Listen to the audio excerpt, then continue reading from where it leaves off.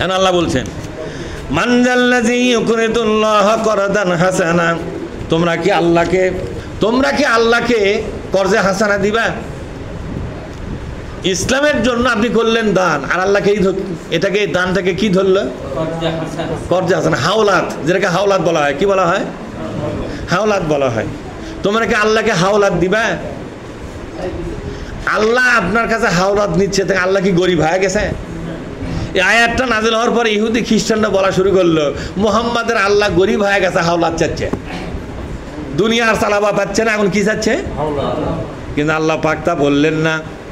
বিশ্বনবী এবং সাহাবাগণ এই কথার ব্যাখ্যা দিয়েছেন। তারা ব্যাখ্যাগুলো হলো, আল্লাহ পাক একটা মানুষের সম্মান আর মর্যাদা এত দূরে তুলতে চান, আজকে যদি আপনি রাষ্ট্রপতিকে হাওলাত দেন, তাহলে রাষ্ট্রপতির কাছে আপনার মূল্য বেশি হবে না কম হবে? রাষ্ট্রপতি যদি আপনার কাছে কোনো কারণে টাকা হাওলাত নেয়, বেশি হবে না কম হবে? জাতিসংঘের মহাসচিবকে যদি 10 কোটি টাকা হাওলাত দেন, আপনার নামটা স্মরণ রাখবে কিনা? সম্মান বাড়বে না কমবে? বাড়বে।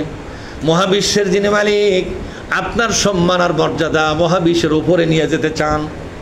এই জন্য একটা মানুষকে অত বড় সম্মান আর মর্যাদা দেওয়ার একটাই পথ, মানুষটা যেন মহাবিশ্বের মালিকের নামে টাকা খরচ করে, মহাবিশ্বের মালিক সেই টাকাকে হাওলাত মনে করিয়া এটাকে তার সম্মান আর মর্যাদার সিঁড়ি বানায়া দিবে। এই সিঁড়িতে চড়ে তারা সম্মান আর মর্যাদা লাভ করবে।